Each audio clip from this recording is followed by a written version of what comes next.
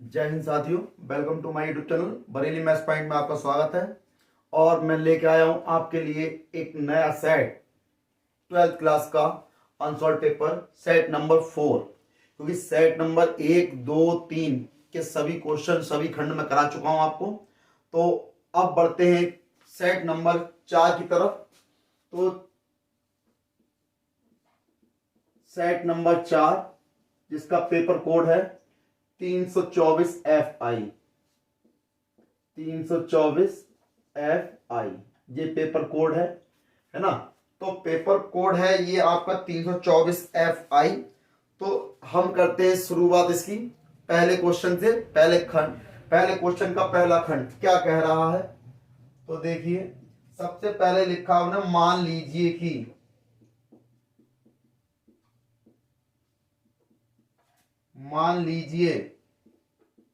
कि f फलन R से R, जहां पर कितना दिया है fx बराबर 3x दिया है, द्वारा परिभाषित है। द्वारा क्या है, परिभाषित है। तो सही उत्तर का चयन कीजिए। सही उत्तर का चयन करो। तो सही उत्तर का चयन करना है, आपको छांटना है कि सही है कौन सा है इसमें से। तो भाई पहला ऑप्शन दिया है F एकेकी आच्छादक है। F बहुपद आच्छादक है।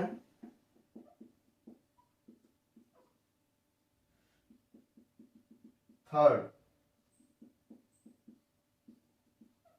F एकैकी है परंतु आच्छादक नहीं। आच्छादक नहीं। F ना तो एकैकी है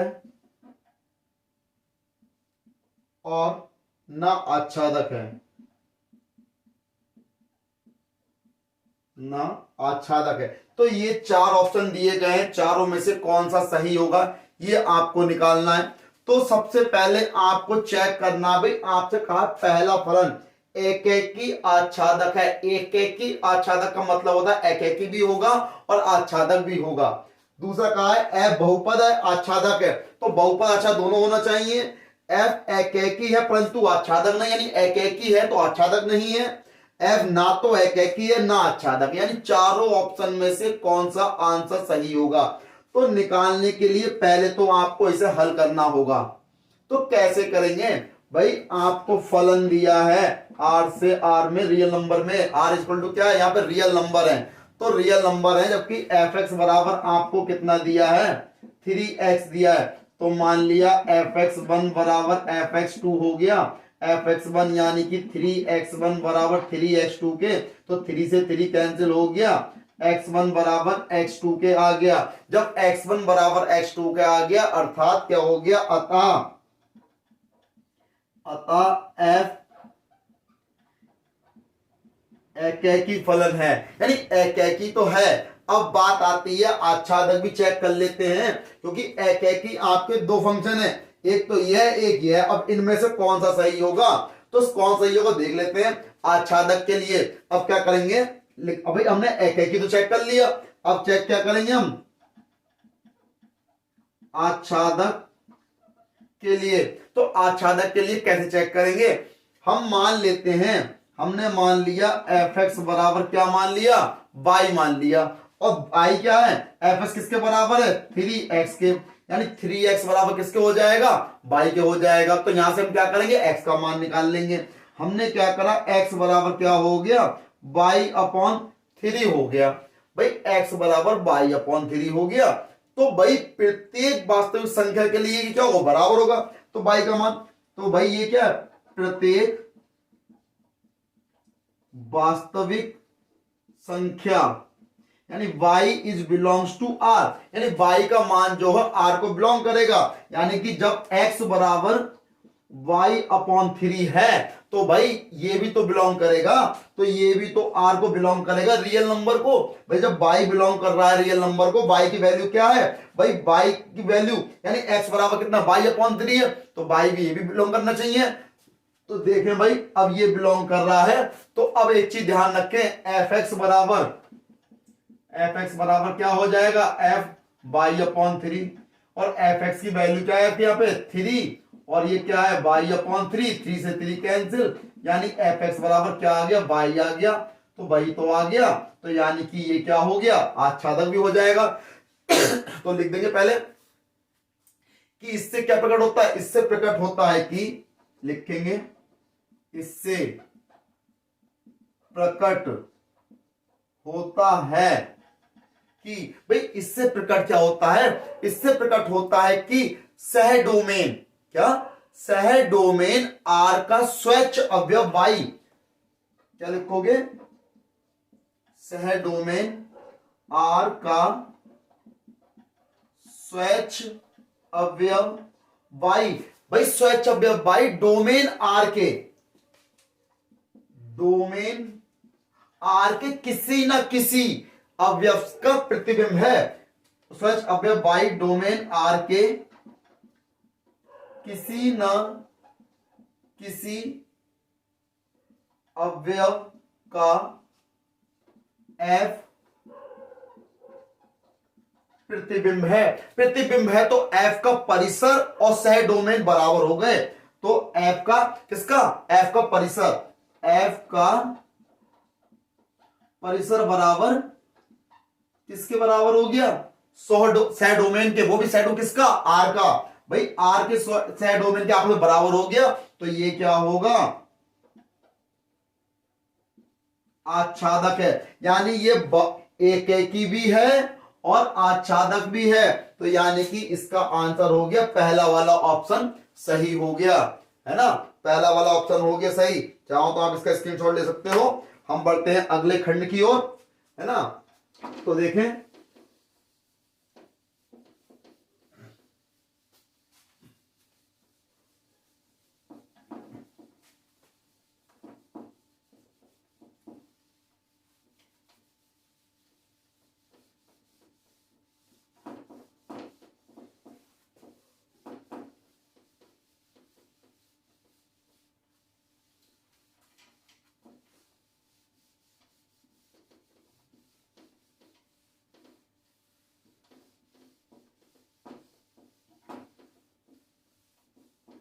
देखिए भाई, अब बढ़ते हैं अगले खंड की ओर।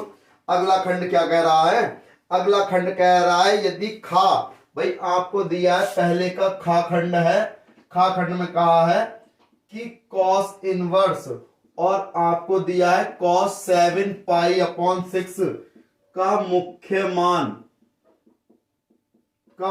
मान बराबर है, किसके बराबर है, ऑप्शन दिए हैं, पहला 7 पाई अपॉन 6, दूसरा 5 पाई अपॉन 6, तीसरा कितना दिया है पाई बटे 3, चौथा पाई बटे 6। भाई इसमें से चारों में से कौन सा होगा, भाई कॉस के इसका मुख्य मान निकालने के लिए आपको कॉस की लिमिट पता होनी चाहिए, परिसर पता होना चाहिए, कितना होता है इसकी 0 से पाई होती है ना, मुख्य मान की शाखा का परिसर कितना होता है मान, तो भाई 0 से पाई होता है, तो भाई हम लिख लेंगे। अब इसका हल देख लें, भाई आप जानते हैं, लिखेंगे पहले तो क्वेश्चन नोट कर लो, cos inverse cos 7 pi upon 6, तो लिखोगे हम जानते हैं कि इसका कॉस इनवर्स की शाखा का मुख्य मान कितना होता है, 0 से पाई के बीच में होगा। जब 0 से पाई के बीच में होगा तो भाई अब एक चीज देखिए, तो मैं इसको लिख सकता हूं cos inverse cos 7 pi upon 6 को भाई मैं लिखना चाहूं तो कॉस इनवर्स कॉस कितना लिख सकता हूं इसे मैं 2 पाई माइनस का 5 पाई अपॉन 6 लिख सकता हूं। भाई अब 2 पाई अपॉन 5 पाई अपॉन कैसे लिख सकता हूं ये भी देख लो। भाई अगर मैं इसके बटे में एक लेके एलसीएम ले लूं तो कितना आएगा, 6 एकम 6 और 6 दूनी 12, 12 में से 5 जाएंगे, 7 ही तो बचेंगे, तो वही चीज तो है।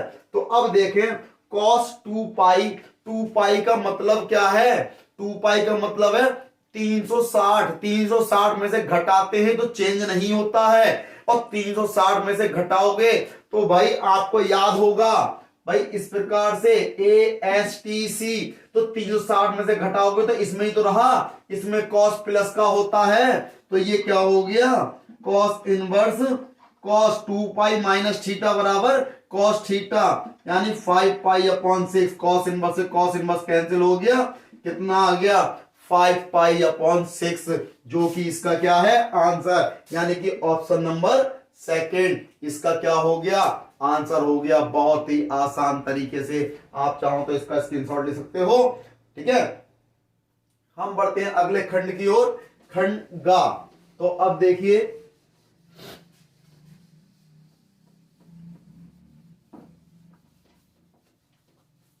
जो भी मेरे चैनल पर नया है कृपया करके मेरे चैनल को सब्सक्राइब जरूर करें और लाइक करें, शेयर करें, अधिक से अधिक शेयर करें।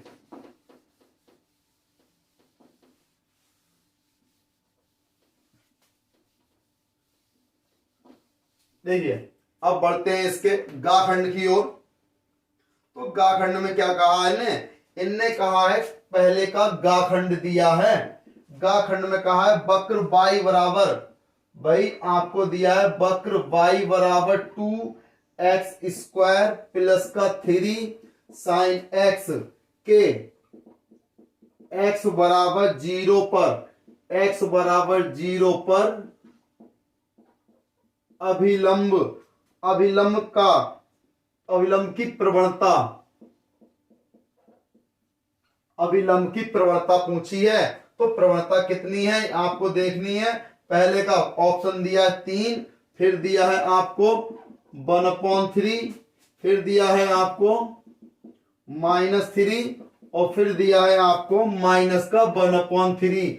तो भाई इसमें से क्या होगी इसकी प्रवणता, पहले तो वक्र का समीकरण दिया है, लिख लोगे क्या, पहले लिखोगे वक्र का समीकरण कितना दिया है, y बराबर 2x² प्लस का 3 साइन x। भाई जब ये वक्र का समीकरण दिया है तो इसका क्या कर दोगे, पहले भाई अवकलन differential with respect to x, तो x के सापेक्ष करोगे तो y का हो जाएगा dy अपॉन dx, और यहाँ पे 2x² का कितना हो जाएगा 2x, 3 साइन से कितना हो गया cos x, तो ये हो गया 2 दूनी 4x प्लस का 3 cos x, ये किसका मान है dy अपॉन dx का मान है। अब क्या कहोगे, अब उसने कहा है प्रवणता निकालनी है अभिलंब की, तो पहले हमें m का मान चाहिए होगा ना, तो लिखोगे x बराबर 0 पर, x क्योंकि इनने कहा है ना 0 पर, तो x बराबर 0 पर स्पर्श रेखा की क्या निकालेंगे प्रवणता, भाई x बराबर 0 पर स्पर्श रेखा की प्रवणता m बराबर कितना हो जाएगा, m बराबर dy upon dx at x is equal to 0, तो कितना हो गया 4 इंटू 0 प्लस 3 इंटू cos 0, 4 की 0 से इंटू करी 0 हो गया 3, और cos 0 की वैल्यू कितनी होती है 1 होती है, तो यहाँ कितना आ गया m का मान कितना आ गया 3 आ गया। भाई m का मान ही तो 3 आया ना, अब m का मान 3 आ गया, हमें क्या चाहिए अभिलंब की प्रवणता, तो अभिलंब की प्रवणता का फॉर्मूला क्या होता है माइनस का 1/m, तो माइनस का 1/m 3 लगा दिया, तो माइनस के 1/3 क्या हो गई अभिलंब की प्रवणता हो गई, यानी कि ऑप्शन नंबर 4 इसका क्या होगा सही होगा। आप चाहो तो इसको नोट कर सकते हो, जैसा कि आपने नोट कर लिया होगा। तो अब बढ़ते हैं अगले खंड की ओर।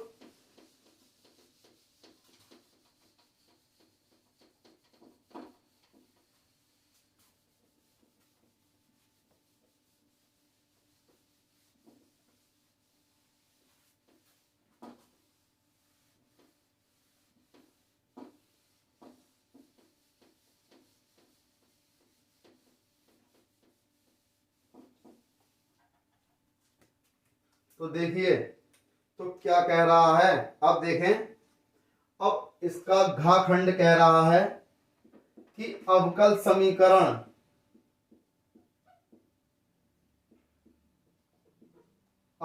समीकरण कितनी है, 2x² d2/dx² माइनस का 3dy/dx प्लस y बराबर 0 की कोटि है। कितनी कोटि है भाई, ऑप्शन दिए हैं 2, 1,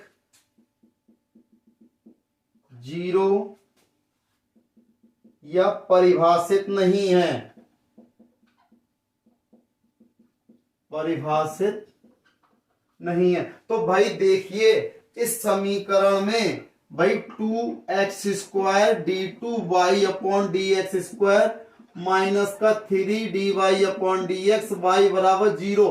भाई कोटि किसे कहते हैं भाई, मैक्सिमम बार डिफरेंशिएशन कितनी बार किया है सबसे ज्यादा भाई, 2 बार किया गया है। जब 2 बार किया गया है तो इसकी कोटि कितनी हो जाएगी, इसका अवकलन कितना बार किया है, अवकलन 2 बार किए हैं, 2 बार किया है तो कोटि बराबर कितनी है, 2 हो जाएगी। पहला वाला ऑप्शन कितना हो गया, इसका सही है। अब आ जाओ इसके अगले खंड पर। अगला खंड क्या कह रहा है, तो देखिए अगला खंड इसका जो कह रहा है वो देखिए,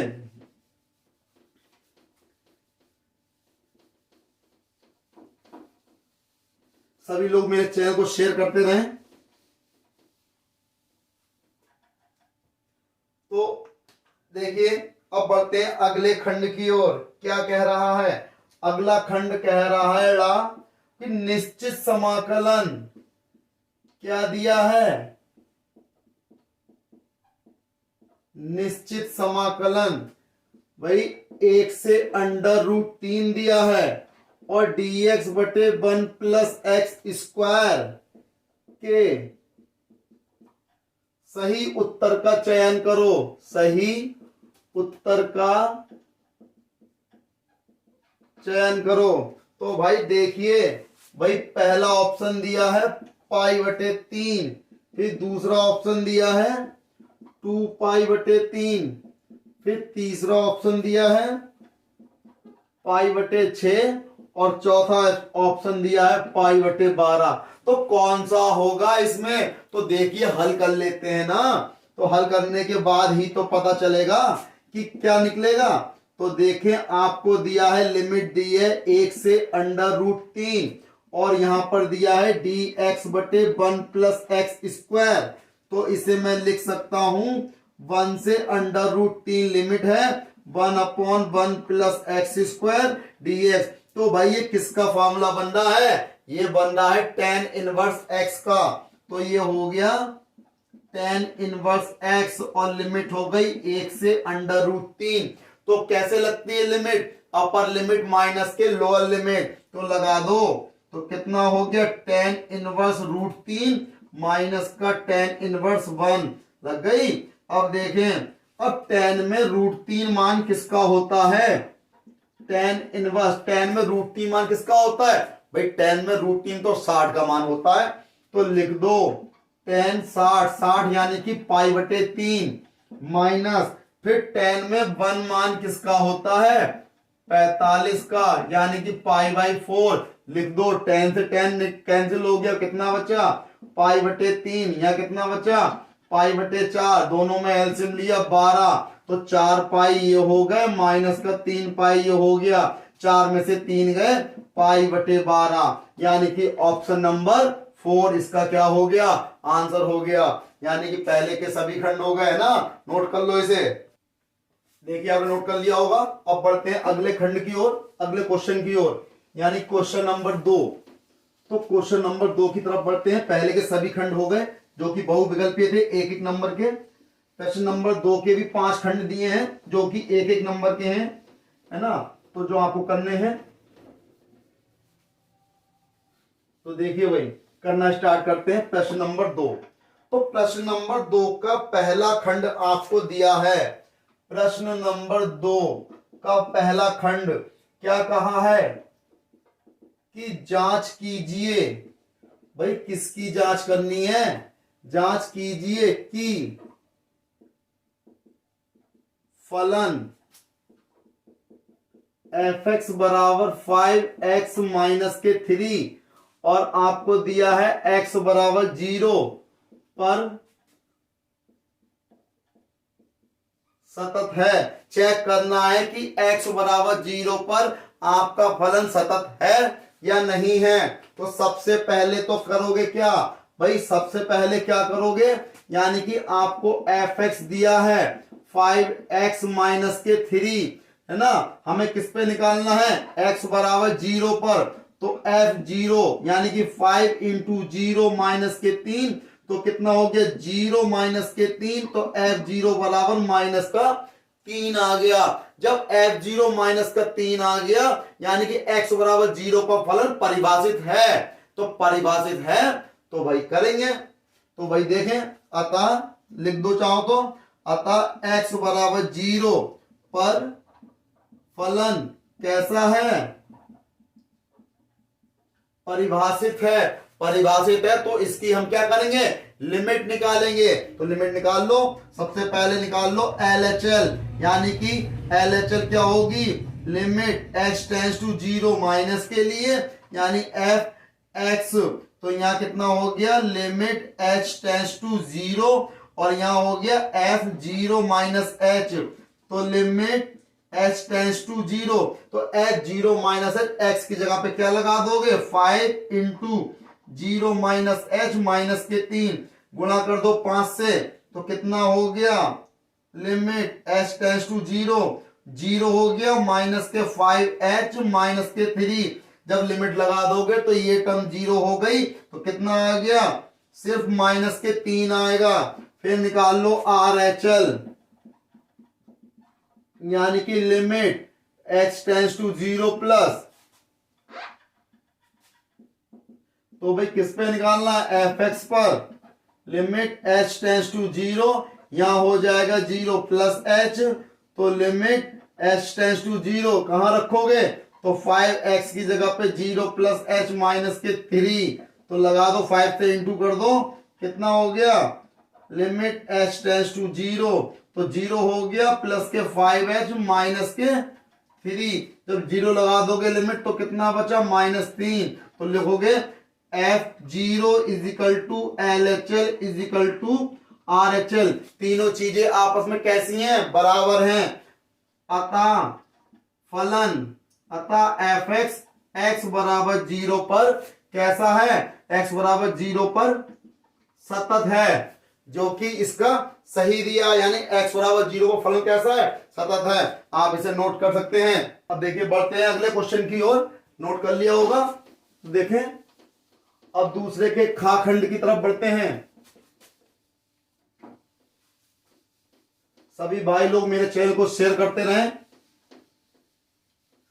और जो भी मेरे चैनल पर नया हो कृपया करके सब्सक्राइब जरूर करें और बेल आइकन दबा दें, जिससे मेरी अगली वीडियो का नोटिफिकेशन आपको तुरंत प्राप्त हो।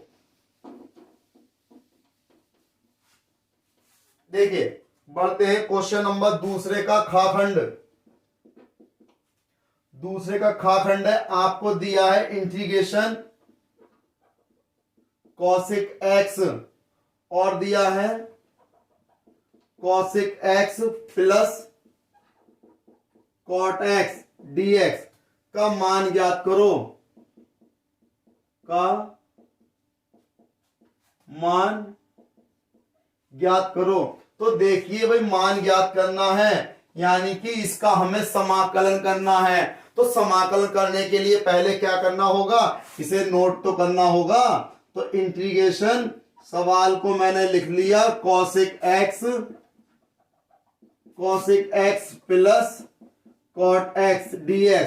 तो भाई हमने कॉसिक की अंदर गुणा कर दी, तो कॉसिक की कॉसिक से गुणा कर दी, कितना हो गया? कॉसिक स्क्वायर एक्स हो गया प्लस कॉसिक एक्स इंटू कितना हो गया? कॉट एक्स हो गया। अब भाई dx ये आ गया, दोनों का डीएक्स अलग अलग कर लो इंटीग्रेशन, यानी कि cosec square X DX plus integration cosec X into cot X dx.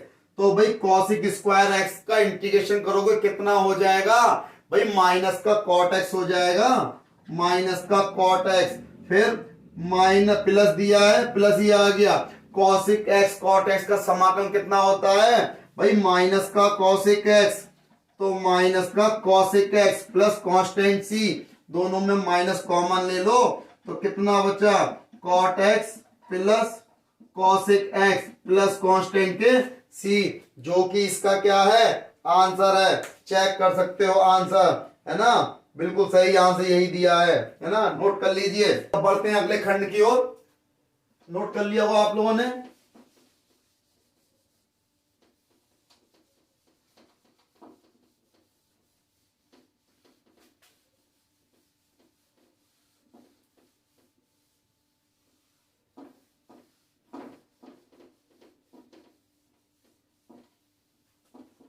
देखें भाई, अब इसका अगला खंड है गा खंड। गा में क्या कहा है, यदि a बराबर 0 माइनस 1 0 2 और दिया है b बराबर 3 5 0 0, तो आपसे कहा है तो ए बी का मान ज्ञात करो, तो ए बी का मान ज्ञात करो, बहुत ही आसान है। तो देखें सबसे पहले हम क्या करेंगे, लिख लेंगे a बराबर कितना दिया है 0 माइनस 1 0 2, कॉमा b बराबर कितना दिया है 3 5 0 0। तो भाई हमें क्या करना है, a की b से गुणाई तो करनी है, 0 माइनस 1 0 2 और ये हो गया 3 5 0 0, तो गुणा करनी है, गुणा करिए, a की b से गुणा करनी है, यानी पंक्तियों की गुणा स्तंभ से होनी है। तो भाई ये रही पंक्ति, ये रहा स्तंभ, तो उठा के इसको इसके ऊपर रख दिया, तो 0 गुणा 3 हो गया, प्लस माइनस का 1 गुणा 0, फिर इसको यहां रखो 0 गुणा 5 प्लस माइनस का 1 गुणा 0, फिर 0 गुणा 3 प्लस 2 गुणा 0, यहां रखोगे 0 गुणा 5 प्लस 2 गुणा 0, तो ये क्या आ गया, 0 की 3 से गुणा करी 0, फिर ये कितना हो गया 0 0 प्लस 0 0 प्लस 0 0 प्लस 0, यानी कितना आ गया 0 0 0 0, इतने सारे 0 यानी कि मिला के 0, यानी इसका मान कितना हो गया भाई, इसका मान हो गया 0 है ना, जो कि इसका आंसर है। आप इसे नोट कर सकते हैं है ना। फिर बढ़ते हैं अगले खंड की ओर। तो अगला खंड क्या कह रहा है, अगला खंड इसका घा खंड कह रहा है। तो देखिए भाई,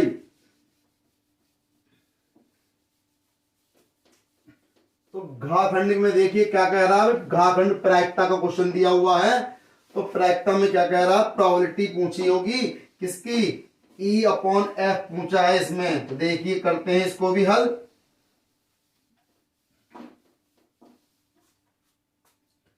तो भाई देखें, डरना नहीं है बिल्कुल भी। घा देखें, यदि E और F, यदि E और F इस प्रकार है, यदि E और F इस प्रकार है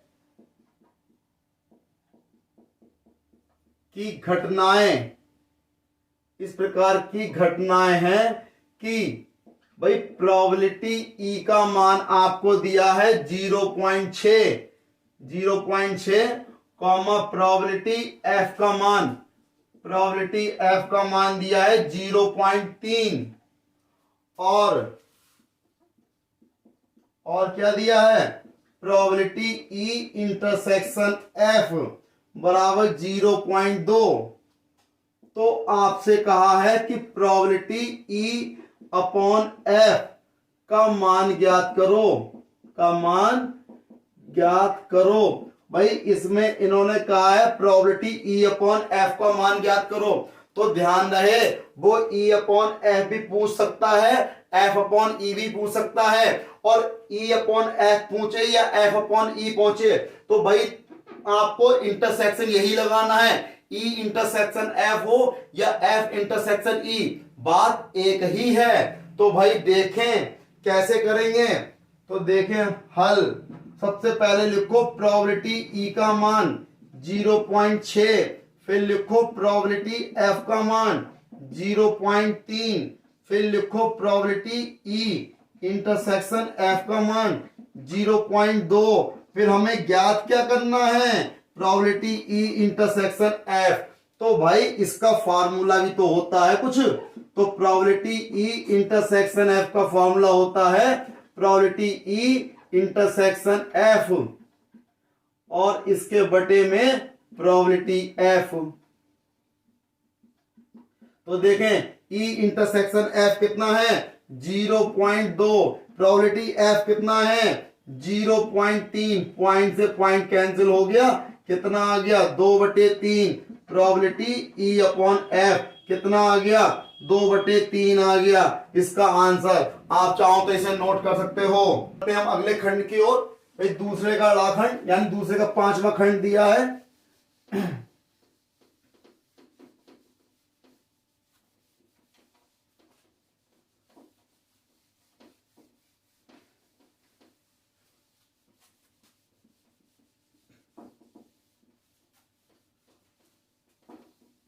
देखिए बढ़ते हैं अगले खंड की ओर। क्या कहा है इन्होंने, कहा है दूसरे का अगला खंड दिया है आपको, क्वेश्चन नंबर 2 का आपसे कहा है tan inverse 1 plus cos inverse minus के 1/2 प्लस sin इनवर्स माइनस का 1/2 का मान ज्ञात करो, का मान ज्ञात करो। तो भाई हमें इसका मान निकालना है, तो मान निकालने के लिए हमें इनकी रेंज पता होनी चाहिए। सबसे पहले हम क्या कर लेते हैं भाई, तीनों का हम मुख्य मान अलग अलग निकाल ले रहे हैं और बाद में लास्ट में क्या करेंगे जोड़ देंगे। तो सबसे पहले मैं ले लेता हूं tan इनवर्स 1 को मैंने x मान लिया, तो कितना हो गया tan x हो जाएगा बराबर 1। tan में 1 की वैल्यू क्या होती है भाई, tan 45 होती है, tan π/4, तो x का मान कितना आ गया π/4 आ गया। कोई दिक्कत नहीं, दिक्कत ना। अब आ जाओ किस पे, अब हमने ले लिया cos इनवर्स माइनस के 1/2 को हमने y मान लिया, तो कितना हो गया cos y बराबर माइनस का 1/2। भाई cos में माइनस का 1/2, भाई cos में 1/2 मान किसका होता है भाई, cos में 1/2 60 का होता है, तो cos y बराबर माइनस ये क्या हो गया cos π/3, तो cos y। अब इसे मैं कितना लिख सकता हूं, ध्यान से देखिए भाई, आपको ये तो बताया था मैंने अभी, पहले वाले में सब प्लस के होते हैं, दूसरे वाले में साइन प्लस का, तीसरे वाले में tan प्लस का और चौथे वाले में cos प्लस का। तो भाई हमें लाना है माइनस का, तो अगर मैं 180 में से घटा दूं सेकंड वाले कॉलम में पहुंच जाएगा, और सेकंड वाले कॉलम में पहुंचेगा तो चिन्ह माइनस का हो जाएगा cos के लिए, है ना। तो ये कितना हो जाएगा cos 180 में से घटा दो, तो cos 180 माइनस थीटा बराबर माइनस का cos थीटा हो गया, है ना भाई। यही चीज समझिए, cos 180 माइनस थीटा बराबर cos थीटा, वो भी माइनस का, यही तो है। अब ये देखो माइनस ये है तो ये रहा माइनस, cos ये है तो ये है, थीटा की जगह कितना π/3 तो ये रहा, यानी इतने की जगह जब इतना लिख सकता हूं मैं, तो वही तो लिखा है 180 पाई का मान है और थीटा का π/3 वही चाहिए ना। तो अब cos से cos कैंसिल हो गया, तो y बराबर कितना हो गया, एलसीएम लिया 3 पाई माइनस के पाई, तो y बराबर 2π/3, ये y का मान आ गया। अब किसका मान निकालेंगे, अब हम साइन का निकालेंगे, साइन इनवर्स माइनस के 1/2 और साइन बराबर हमने मान लिया z, तो कितना हो गया साइन z बराबर माइनस के 1/2, तो साइन z, साइन में 1/2 मान किसका होता है साइन 30 का होता है ना, तो माइनस के साइन π/6 हो गया, तो 6 हो गया, माइनस का कब आएगा भाई, हम क्या करेंगे इसमें देखो हम इसे लिख सकते हैं साइन जेड बराबर साइन माइनस का पाई बाई 6, साइन से साइन कैंसिल हो गया, जेड बराबर माइनस का पाई बाई 6 आ गया। तीनों के मान निकाल दिए और तीनों को भाई देखो tan को मैंने x माना, इसको y माना, इसको z माना, यानी कि x plus Y plus Z, X plus Y plus Z का मान निकालना है, यानी कि पाई बटे 4 प्लस के 2 पाई बटे 3 और प्लस का माइनस का पाई बटे 6। तो हमने क्या करा, इसको क्या करेंगे जोड़ देंगे। तो देखें भाई 4 3 6 का लासा कितना आएगा 12, 4 3 12 तो कितने हो गए 3 पाई, 3 चौक 12 तो कितने हो गए 4 दूनी 8 पाई, 6 से भाग करो 6 दूनी 12 यानी कि माइनस के 2 पाई, 8 और 3 11, 11 में से 2 गए प्लस के 9 पाई बटे 12, 3 से भाग करो 3 3 9, 3 चौक 12 यानी कि 3 पाई बटे 4। इसका क्या हो गया फाइनल आंसर आ गया इसका मान। तो क्या आंसर सही है इसका, तो वही चेक बिल्कुल सही आंसर है। इस प्रकार मैंने पहले के सभी खंड और दूसरे के सभी खंड करा दिए। बाकी के सारे क्वेश्चन आगे के क्वेश्चन अगली वीडियो में। तब तक मेरे चैनल को सब्सक्राइब करना ना भूलें, लाइक करें, शेयर करें, सब्सक्राइब करें। जय हिंद साथियों।